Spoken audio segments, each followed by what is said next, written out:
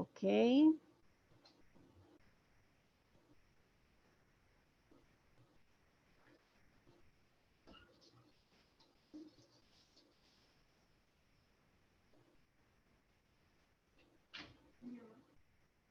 Bueno, en primer lugar, mientras voy presentando, me gustaría preguntar así muy rápidamente, ustedes me pudieran decir qué dificultades han tenido hasta el momento con la metodología, si quisieran que cambiáramos algo, si pudiéramos mejorar, si les ha parecido bien los materiales, como les decíamos también a ustedes en el chat, solamente vamos a poder compartir como muestra hasta el capítulo 4, hasta la guía del capítulo 4 y en adelante pues ya vamos a tener que hacerlo con el libro físico, esperamos que la mayoría lo haya podido adquirir. Entonces, mientras estoy aquí presentando, por favor, si alguien quiere compartir, está muy bien.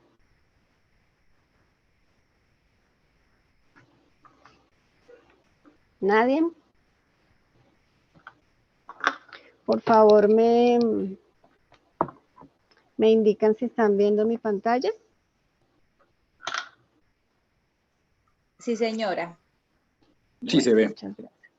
Vale, entonces, este capítulo es un poquito largo, no sé si alcance pues a presentarlo todo, pero igual como en la sesión que viene vamos a tener posibilidad de compartir las preguntas. Si nos hace falta una parte podemos completar y como les decíamos hasta el capítulo 4 les vamos a poder compartir la muestra. Bueno, entonces, como decía Diego, en la pasada ocasión Ana Victoria nos compartió lo que fue el capítulo 3, que es una familia, una definición, ¿cierto? Y en esta oportunidad vamos a hacer un complemento que el título es ¿qué es una familia? Una descripción de trabajo. Entonces, ¿qué vimos la vez pasada en el capítulo 3?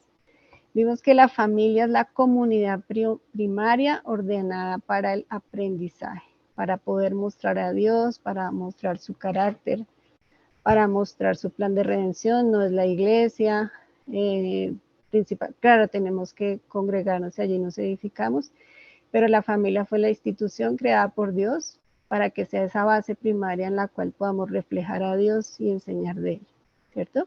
Entonces, en este capítulo 3 nos extendimos en eso. Nos dice el autor, sabemos ya que es la comunidad primaria para el aprendizaje, pero no estamos seguros de saber cómo enseñar las verdades de Dios a la vida cotidiana, y eso es lo que va a pretender el capítulo 4. Hay una alusión interesante que hace el autor al comienzo, y es las formas no adecuadas que tenemos de enseñar las verdades de Dios dentro de la familia. No me refiero a la escuela dominical, cuando los padres dejamos un rato a nuestros hijos en la escuela dominical para que no se aburran en el culto. Estamos hablando dentro del contexto de la familia, entendiendo que es el lugar primario para el aprendizaje. Es el salón de clases principal que puso Dios y nosotros como autoridad delegada de Dios como padres frente a nuestros hijos, y nos dice el hecho de que nosotros a veces pensemos que usando versículos fuera de contexto podemos tener alguna influencia sobre nuestros hijos, ¿sí?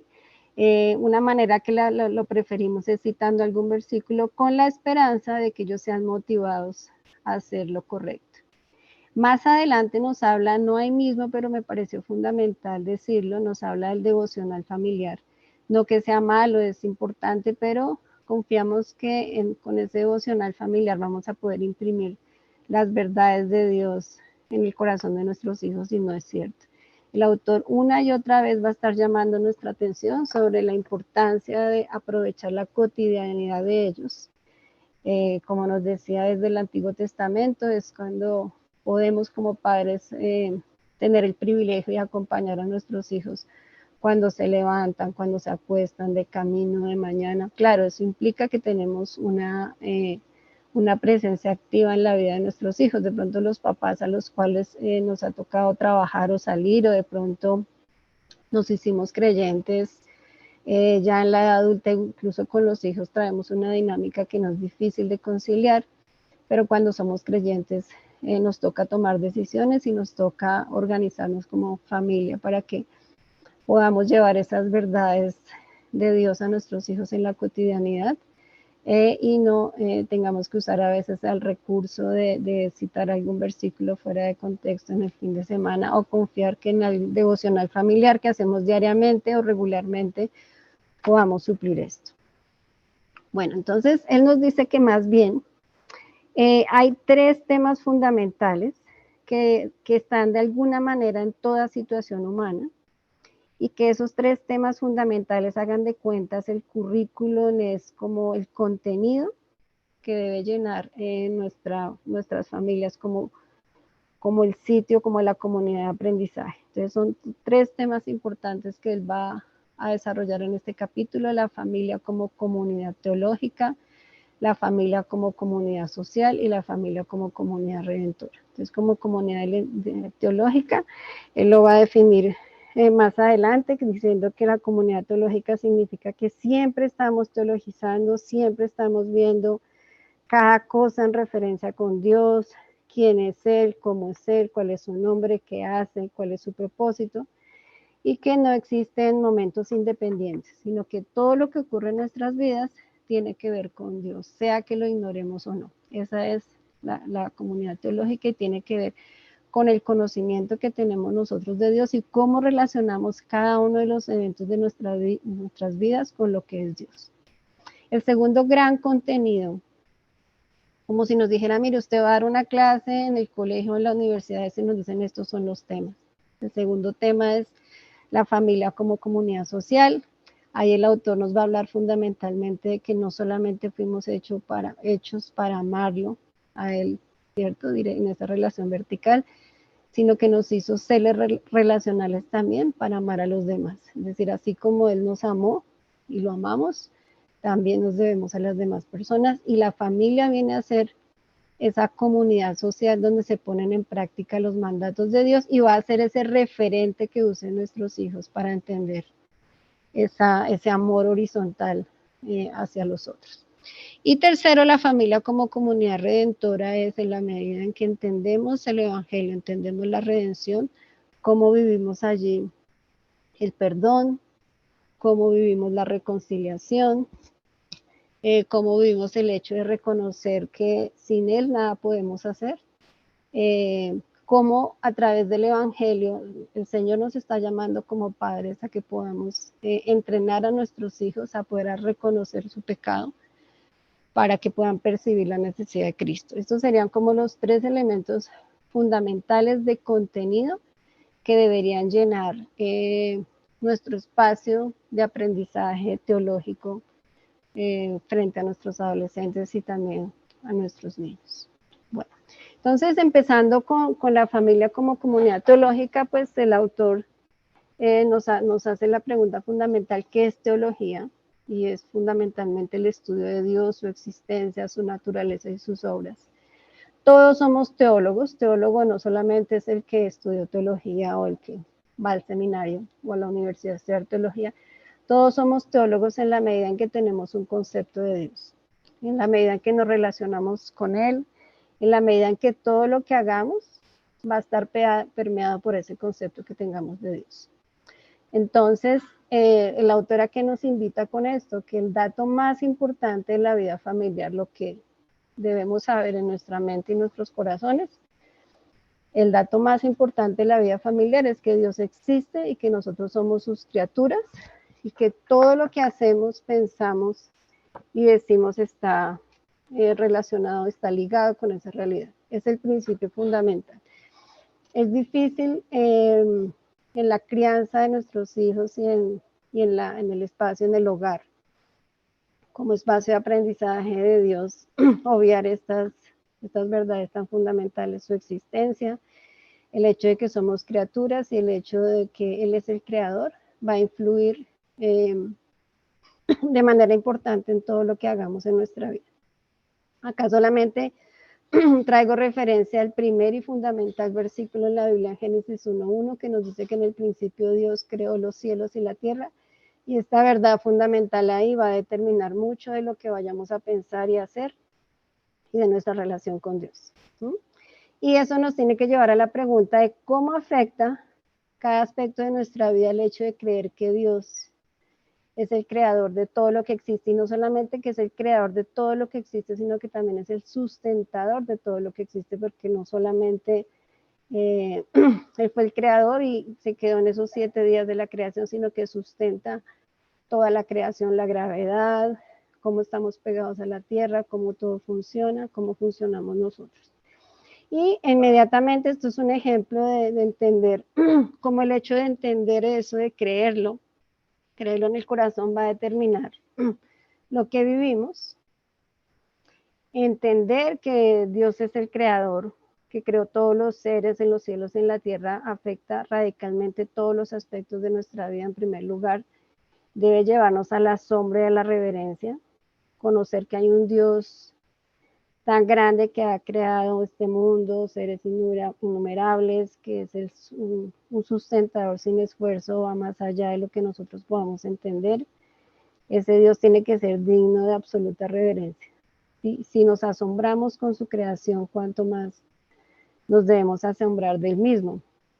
En segundo lugar, creer que Dios creó todos los seres en el cielo y en la tierra, que Él es el creador, que Él es antes de todas las cosas y todas las cosas existen por causa de Él, y que no fue causado o hecho por algo, sino que Él es la causa y el hacedor de todas las cosas, debe llevarnos a adorarle y a darle gracias. Si Dios no nos hubiera creado, no existiríamos. El hecho es que negar la adoración y la acción de gracias nos hace culpables de arrogantes e ingratos. Un tercer aspecto es que debería llevarnos a la humildad, ¿sí? Existimos porque Él nos hizo, porque aparte de Él no somos nada, y definitivamente la falta de humildad ante Dios va más allá de la comprensión humana. Otro aspecto de que podamos entender que Él es el creador y que ninguna cosa existe o existiría aparte de Él, y que solo es creador y nadie comparte ese título con Él, debe darnos confianza de que nuestra existencia tiene un propósito. ¿Sí? No somos el resultado de la casualidad, de algún proceso evolutivo. Fuimos hechos según el designio de Dios y para su propósito y su placer. Imagínense lo que puede influir en nuestros adolescentes y nuestros niños, que lleguen a entender esto en su corazón. Las luchas que tienen nuestros jóvenes frente al sentido de la vida, frente al propósito, frente a que por qué están acá, y también los deseos egoístas de querer todo cuanto ven nuestros ojos, pero poder entender que gracias a Él existimos y que Él es el que sustenta la creación. Bueno, eso era profundizar un poquito en cómo una verdad teológica puede influir fundamentalmente en nuestras vidas. Bueno, el autor también seguidamente nos llama la atención a la importancia de que nosotros no solamente tengamos nosotros y nuestros hijos, no solamente tengamos una vida que ponga todo el énfasis en relaciones circunstanciales y terrenales, sino que también podamos entender que nuestra razón de ser, nuestro fundamento en la vida es la relación vertical con Dios, y que eso va a influir en todas las relaciones que tengamos con las personas. En la caída, el quiebre de la relación con Dios afectó esas relaciones personales. Por eso primero debemos ir a Él para poder manejar esas relaciones circunstanciales y terrenales.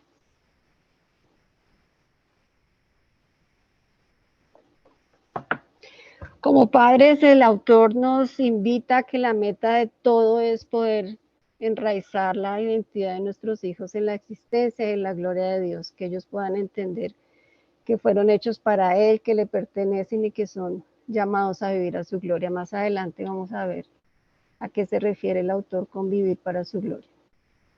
Y importante este versículo que nos trae él, cuando en la parte antecedente nos dice que la meta es enraizar la identidad de nuestros hijos a la existencia de la gloria de Dios. Es que deseemos que ellos entiendan que fueron hechos para Él, que pertenecen a Él y que son llamados a vivir para su gloria.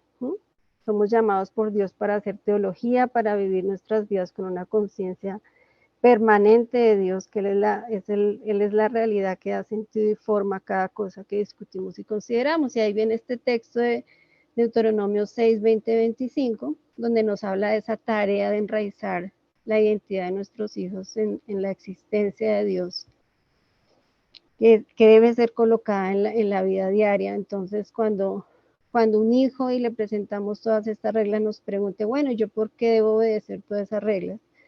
¿O por qué yo debo seguir ese mandamiento? Si ese mandamiento era pues para el Antiguo Testamento, bueno, son todas las fórmulas y los argumentos que a veces sacan nuestros hijos, y nosotros a veces de pronto en un sentido autoritario podemos decir, pues hazlos porque yo lo digo, o hazlo porque ya verás lo que va a pasar.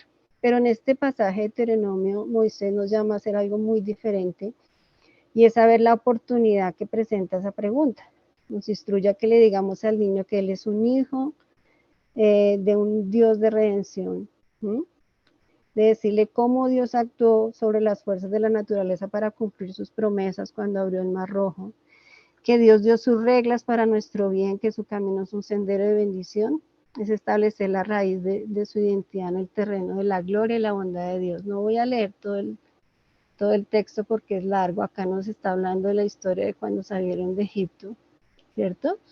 Y acá en el versículo 24 dice, así que el Señor nos mandó que observáramos todos estos estatutos y que teméramos siempre al Señor nuestro Dios para nuestro bien y para preservarnos la vida como hasta hoy. Habrá justicia para nosotros si cuidamos de observar todos estos mandamientos delante de nuestro Señor Dios, tal como Él nos ha mandado. ¿Sí? Importante acá, importante el énfasis en que nuestro Dios lo hizo para nuestro bien y para preservarnos la vida. Lo mismo que en Eclesiastés, cuando nos dice el autor, vanidad de vanidades, todo es vanidad debajo del sol, son palabras que se deben considerar, ¿no? Si actuamos como si Dios no existiera, como si no tuviera nada que ver con nuestras vidas, pues todo va a perder significado. Si solo vivimos esa vida horizontal que mostraba yo en la diapositiva anterior, todo va a perder significado. Acá el autor en Eclesiastés dice que toda labor, toda sabiduría, todo logro, todo placer, todo éxito, todo trabajo es vano y sin sentido, a menos que estén conectados con Dios. Entonces, esa es una verdad teológica que también debe estar implantada en la vida de nuestros hijos. Como comunidad teológica, el autor nos dice que cada momento es el momento de Dios. Él no es distante ni indiferente, no es el Dios del domingo, no es el Dios del día del culto, de nuestro devocional familiar, o en el momento en que hacemos una oración de agradecimiento por las comidas. El Salmo 46:1 nos llama a reconocer que Dios es nuestro refugio y fortaleza, nuestro pronto auxilio en las tribulaciones. En Hechos 17:27, cuando Pablo le está hablando a los atenienses, él les está diciendo, hablándoles de la búsqueda de Dios, les está diciendo que Él no está lejos de ninguno de nosotros. Es recordar, los adolescentes tienden a pensar en sus deseos, generalmente pensando en sus deseos egoístas, como dice el autor. Los adolescentes tienden a vivir con una conciencia funcional de Dios, están llenos de un sentido del yo y de ver que Dios está distante porque no cumple sus deseos. Lo primero es entender que Él está cerca de ellos, Él se está influenciando sus vidas y está cumpliendo un propósito. Él obra para los justos, nosotros como padres, para nuestro bien. Sabemos, como dicen Romanos, que a los que aman a Dios todas las cosas les ayudan a bien. Los adolescentes como nosotros entonces tendemos a olvidarnos de Dios y de su voluntad. Y esto nos hace recordar lo que nos enseñaba al comienzo Diego en el primer día cuando estudiábamos el Evangelio. Es algo que viene desde la caída y no nos debe sorprender. Cuando nos hablaba él del árbol del conocimiento del bien y del mal, en el momento en que el Señor, Dios nos da el precepto de no comer de él, porque el día que él comamos, ciertamente moriríamos. Y nos dice que cuando la mujer vio el fruto, que era bueno para comer y que era agradable a los ojos, y que el árbol era deseable para alcanzar sabiduría, tomó de su fruto y comió. Y también dio a su marido que estaba con ella, y él comió y fueron abiertos los ojos de ambos. Él nos mostraba en la clase primera del Evangelio que habíamos visto que el árbol del conocimiento del bien y del mal que Dios había plantado en el centro del jardín era un recordatorio de la autoridad suprema de Dios. Cuando Adán y Eva vieran el árbol y miraran su fruto, ellos debían recordar que su autoridad estaba limitada, debían recordar que eran criaturas y que aún sus propias vidas dependían de Dios. Y lo que también vimos ahí en ese repaso tan importante, recordando de dónde venimos, que con la decisión de tomar del fruto del conocimiento del bien y del mal, estaban rechazando la autoridad de Dios sobre ellos y estaban declarando su independencia de él, ¿sí? En ese momento querían ser lo que la serpiente les había prometido. Recuerden en nuestro repaso del Evangelio, ser iguales a Dios. Ellos se aferraron a lo que pensaban que era una oportunidad de deshacerse del mandato de Dios de sojuzgar la tierra, pero tomar la corona por su propia cuenta. Y lo cierto es que en todo el universo solo había una cosa que Dios no había puesto a los pies de Adán, que era Dios mismo, y aún así Adán decidió que ese arreglo no era lo suficiente bueno para él y se rebeló. Y eso que pasó allá, y nosotros somos hijos que nacimos por fuera del Edén, va a afectar totalmente nuestras vidas y vamos a tener una tendencia siempre a desobedecer y hacer nuestra propia voluntad. ¿Sí?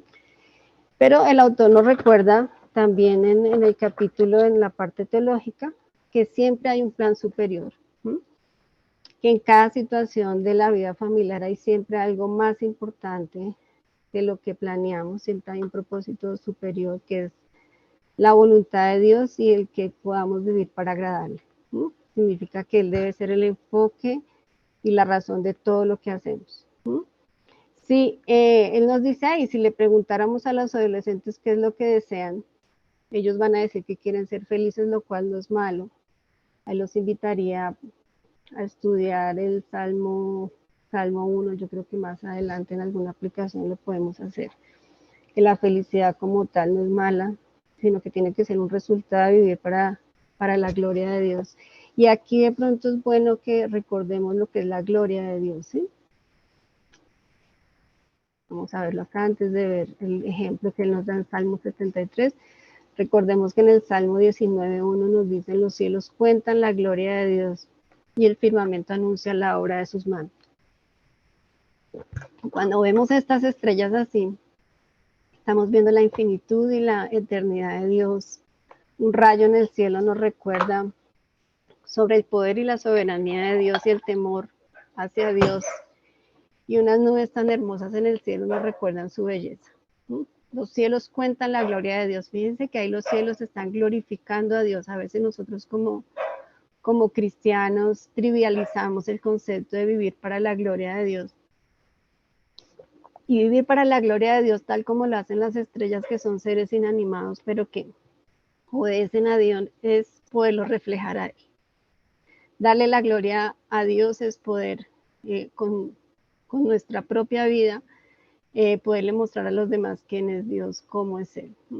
Que los demás puedan ver en nosotros la luz y podamos, por intermedio de reflejarlo a Él y su carácter, podamos vivir el gozo del Señor y ser felices viviendo bajo el precepto de Dios. Solamente quería recordar esto de la gloria de Dios y el ejemplo tan bello que nos trae el autor con Salmo 73, cuando cuenta que su hijo llegó a su casa muy triste porque todos los muchachos populares de la escuela y que hacían de las suyas y que eran unos necios, recibían toda la aceptación de parte de sus pares y que pues él decía, nadie quiere ser amigo de un muchacho como yo, bonachón, de buen carácter, ¿sí?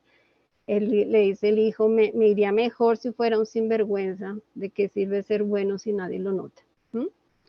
El padre podría ignorarlo o le podría dar unos consejos psicológicos de cómo poder ser simpático frente a los amigos, de pronto ser más empático o simplemente no ponerle atención al hijo, pero nos muestra el autor cómo es un gran momento para hablar acerca del plan superior de Dios, hablar acerca de vivir para agradar a Dios. Y ahí mira el Salmo 24, cuando el salmista también está afligido y está convencido de que los malos estaban ganando.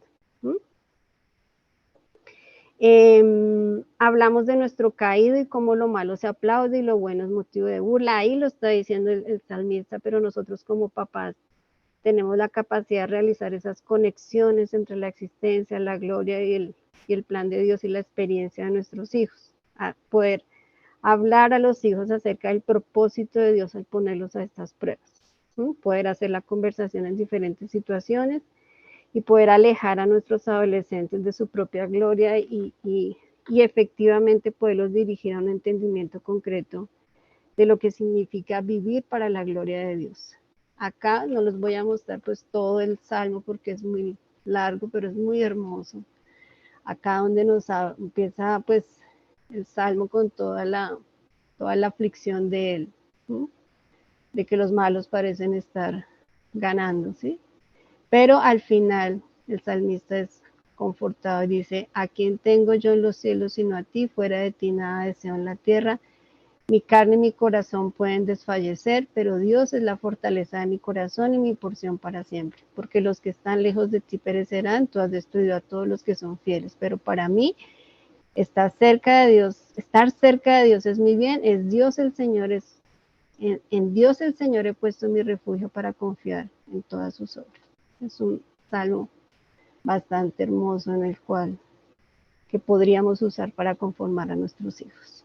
Bueno, y como parte también de ese gran tema de la familia como comunidad teológica, otro aspecto que nos invita la autora a enfatizar con nuestros adolescentes, con nuestros hijos, es entender que su historia es la historia de Dios, la historia de ellos es la historia de Dios, que la Biblia no es un libro simplemente de historias, de temas. A veces tendemos, y está bien tomar la Biblia para el tema de la tristeza, cuando me despidieron del trabajo, qué dice sobre los hijos, qué dice sobre la envidia, pero perdemos de vista de que la Biblia es un libro completo, es un libro que tiene un principio y un final y tiene toda una coherencia en su contenido. El libro, la Biblia es un libro de historia, de la historia de Dios, de su carácter, de su creación y el lugar que ocupamos en su plan de redención e instauración de su reino.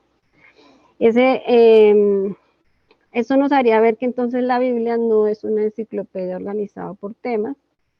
El dinero, la iglesia, como yo les había comentado. Entonces, cualquier cosa que aprendamos de estos versículos va a estar distorsionada y fuera de contexto porque siempre están separados de lo que la Biblia dice en su totalidad, ¿sí? El autor una y otra vez en esta parte nos llama la atención en que la Biblia no es un índice de temas, no es una enciclopedia, sino que es un libro completo en lo que el hijo, el adolescente puede verse cómo está él, dónde está él. Y todas las demás historias de la gente, las naciones, van a encontrar su vida y su esperanza en esa historia, la va a poder entender. Una historia real, una historia grande y universal que nos da razón para levantarlos por la mañana y hacer lo que hemos sido llamados a hacer. Entonces, no es que simplemente ocasionalmente a nuestros adolescentes les mencionemos un versículo, ¿sí? Con un tópico, sino que aprovechemos cada día, ¿sí? De poder conectar la historia del adolescente con la historia completa de Dios, ¿sí? Y digamos que esto también se relaciona con la tendencia hace unas décadas de la iglesia de darle como más importancia al Nuevo que al Antiguo Testamento, como si el Antiguo estuviera descontextualizado, y ahí nos perdemos parte de entender el Nuevo Testamento como un cumplimiento del Antiguo Testamento. Pero cuando los adolescentes pueden ver toda la historia, ¿sí? El cumplimiento en el Nuevo Testamento de lo que se venía anunciando en el Antiguo y cómo sus vidas tienen que ver con esa historia. Y no solamente la historia pasada, sino su historia presente y lo que va a pasar.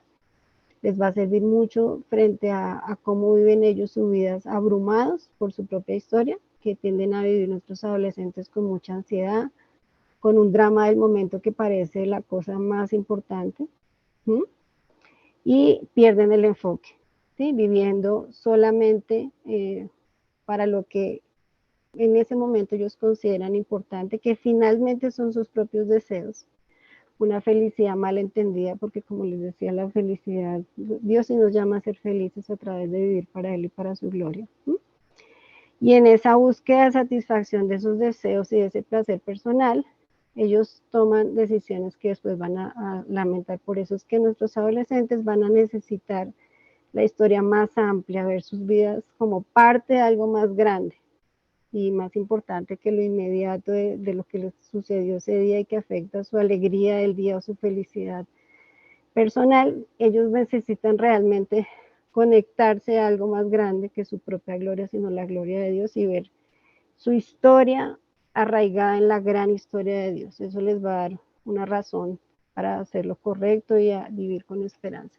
Acá les quería compartir, a propósito de ver la Biblia como un todo, de unos estudios que a veces hacemos nosotros y podamos ver. No quiere decir que tenemos que volvernos profesores de todo, pero sí, de alguna manera deberíamos haber leído pues la Biblia completa, no es tan difícil. Yo creo que nosotros como papás, si pudiéramos sumar los tiempos que usamos en las redes, de pronto son mucho más de lo que se necesitaría diariamente para poderla entender completa. Esta es una manera, lo que les voy a mostrar acá, de ver toda la historia, pero no es la única.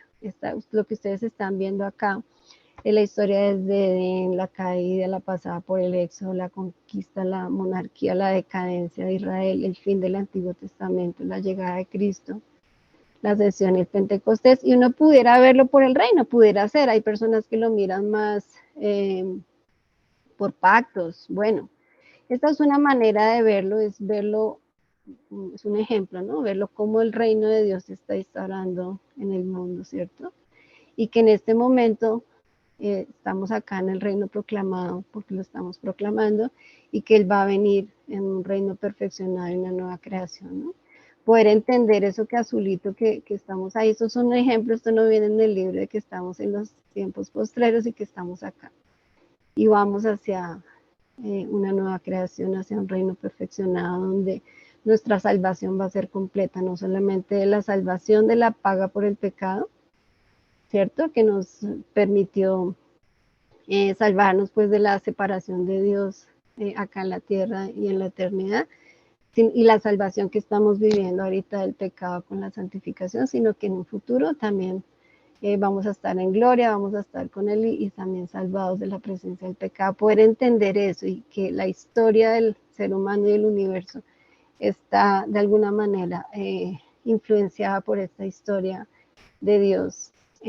Para los muchachos puede darles sentido y puede, no que minimicemos sus problemáticas diarias, sino que ellos la puedan ver a la luz de algo mucho más grande que está sucediendo.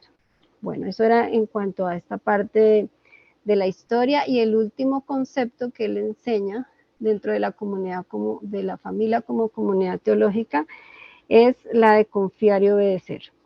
Considerar la familia como una comunidad teológica significa volverse práctico acerca de lo que es seguir a Dios, y básicamente son los dos verbos de confiar y obedecer que el autor nos va a llevar a entender. Y nos hace un llamado muy hermoso en lo práctico, antes de empezar, de enseñarnos cómo es enseñarle a los hijos a confiar y obedecer. Nos hace ese llamado que hubo al comienzo, en el prefacio, en la introducción, donde dice que la mayoría de nosotros no vamos a ser mencionados en los libros de historia universal ni en la historia de Colombia, ¿sí? Que vamos a ser recordados por la familia, de pronto algunos amigos. La mayoría de nosotros vamos a ser olvidados en 2 o 3 generaciones, y que no hay muchos momentos grandiosos en la vida, ¿sí? No vivimos la vida en esos momentos, sino que nosotros vivimos en lo que es supremamente cotidiano, ¿sí? En los cuartos, en la sala, cuando estamos en la cocina, en los corredores. Ahí es donde se establece el carácter de nuestra vida, el carácter de nuestra familia, ahí es donde vivimos realmente la fe y es la oportunidad que tenemos. Entonces necesitamos enseñarle a nuestros hijos a tener ese enfoque hacia Dios en los momentos más cotidianos, cómo responder en cada momento. Enseñarles a ellos qué significa vivir para Dios. Entonces, no son cosas espectaculares, ¿no? Y son dos, y él nos enseña a través de dos preguntas que si se las hacemos con regularidad, les vamos a ayudar a ellos a entender qué es confiar y obedecer. Y él empieza por la segunda, la de confiar y obedecer es esta, confiar y obedecer esta primera pregunta. Nos dice que en cada situación queremos que nuestros adolescentes tengan un corazón para Dios, ¿cierto? De eso se trata la obediencia. Queremos que tengan la meta de vivir para agradarle, ¿sí? Por eso animarlos cada vez que ocurre una situación, si les podemos hacer esa primera pregunta que ustedes ven ahí. ¿Qué cosas me está llamando Dios a hacer que no puedo pasárselas a otra persona? ¿Sí? Esa pregunta va a llevar a nuestro adolescente a que sea muy concreto, muy específico acerca del llamamiento de Dios, ¿sí? Cuando el adolescente ya tiene claro bíblicamente esa responsabilidad, la única respuesta apropiada es la obediencia. Pueda que no obedezca, pero ya tiene clara la responsabilidad, ¿sí? ¿Qué cosa me estaba llamando a hacer Dios en esa situación? Y creo que la guía les va a ayudar muchísimo a entender eso, ¿sí? Y la palabra de confiar, la segunda, aquí, la que aquí está de primeras, pero la va a conectar aquí con esta segunda pregunta, es enseñarle a él a confiar porque él tiene unos límites, ¿sí? Que hay cosas importantes que necesita cambiar, que él quisiera, pero que están fuera del control del adolescente, ¿sí? Ahí pone un ejemplo, no sé, una chica que se pone furiosa porque la niña, su hermanita, entró al cuarto, ella usa métodos humanos y violentos para que la chica no se le entre al cuarto y le busquen sus cosas, pero enseñarle en ese momento que hay cosas que están fuera de nuestro control. No son su responsabilidad, están más allá de su habilidad para producirlas. Y esas áreas donde podamos identificar, la primera, la obediencia es, estás en una situación, ¿qué te está llamando a hacer Dios? ¿Cuál es tu responsabilidad? Porque puede actuar. Y en la segunda, es reconocer eso, ¿sí? Que cuáles cosas no son de su responsabilidad porque están más allá de su habilidad y que esas áreas deben ser encomendadas a Dios, ¿sí? Por eso esa segunda pregunta, en esa situación, ya le preguntamos al chico qué cosas necesito encomendar, ¿sí? En las manos capaces y amorosas de Dios, que se me escapan de mis manos, ¿no? Ellos tienden a confundir eso, nosotros también tendemos mucho a confundirlo, no identificamos en dónde debemos actuar para poder obedecer, porque el mandato es claro, ¿cierto?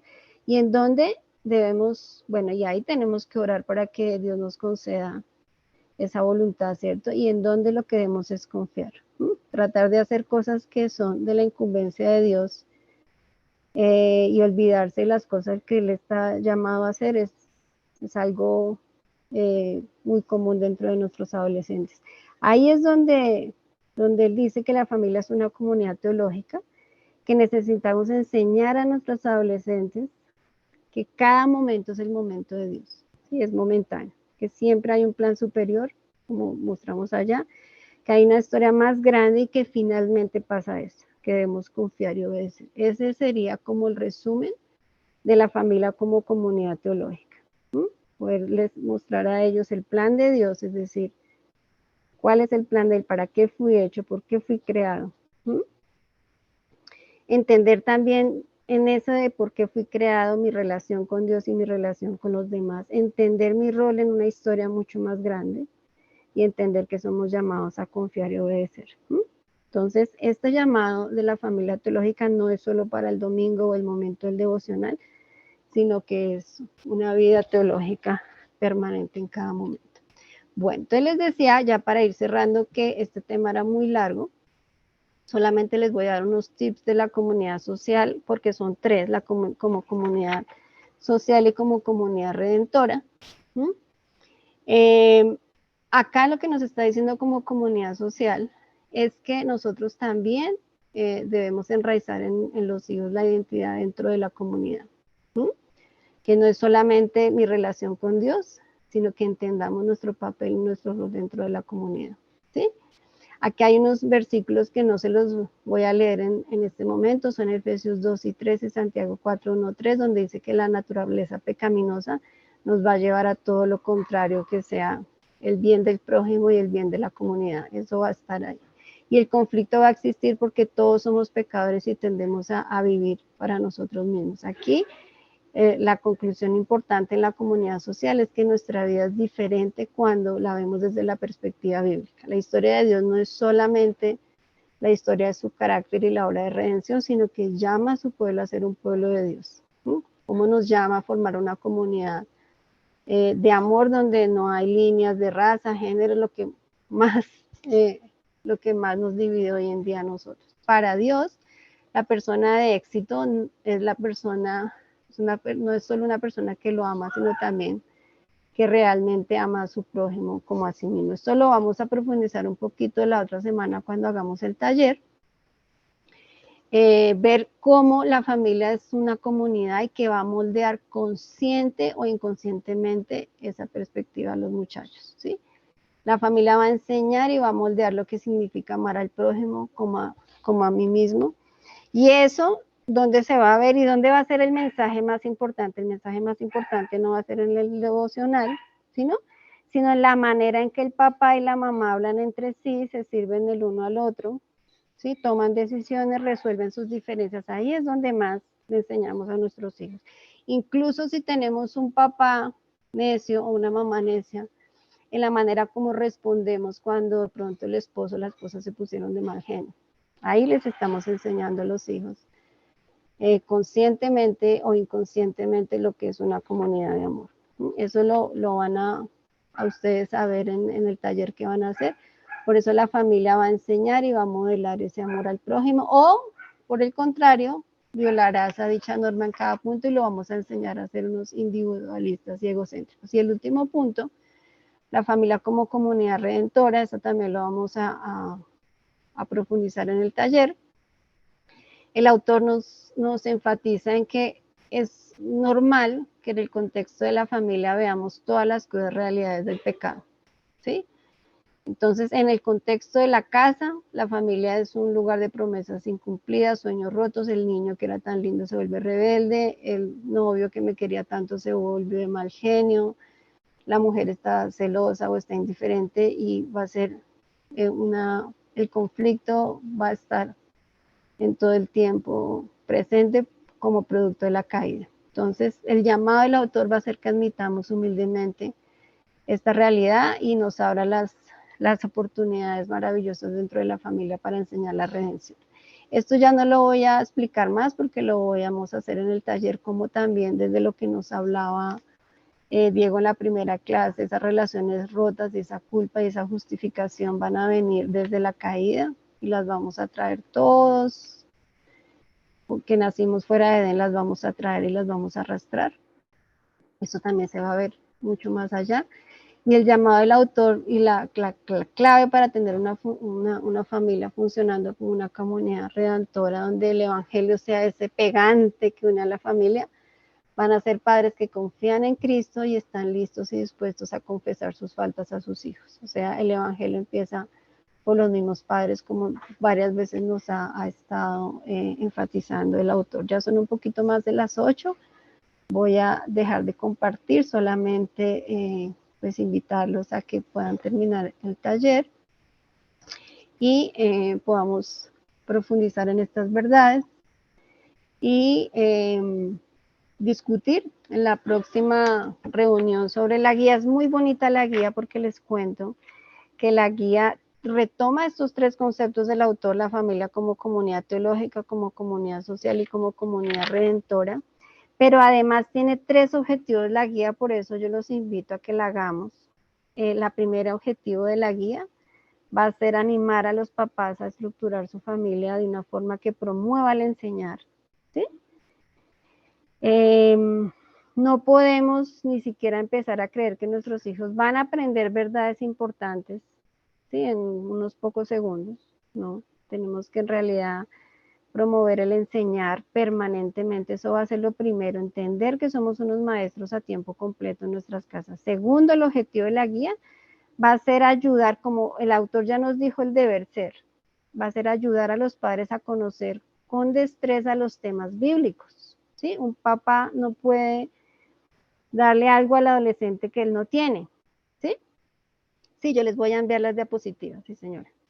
Y el último objetivo es ayudar a los papás a reconocer los momentos de enseñanza que Dios nos da y que están distribuidos a lo largo de la vida. Entonces hay cosas muy chéveres ahí, una pelea por la última gota de leche, un empuje en respuesta a un raspón, una discusión por el tiempo en el baño, por la ropa prestada que no fue devuelta. Nos va a poner muchos ejemplos. O sea, la guía va muy enfocada como a entrenarnos, como cuando vamos al gimnasio y nos entrenamos para enseñar permanentemente, para conocer con destreza los temas bíblicos, ¿sí? Y también para ayudarnos a reconocer esos momentos, esas ventanas de oportunidad que nos da Dios.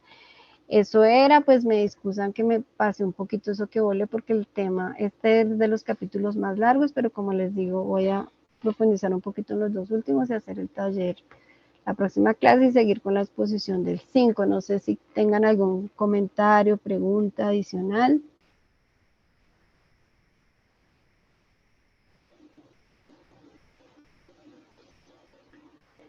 Parece que no. Entonces, Diego, si estás ahí, por favor, podemos despedir en oración y ya despedirnos para una muy buena semana y productiva en nuestra guía.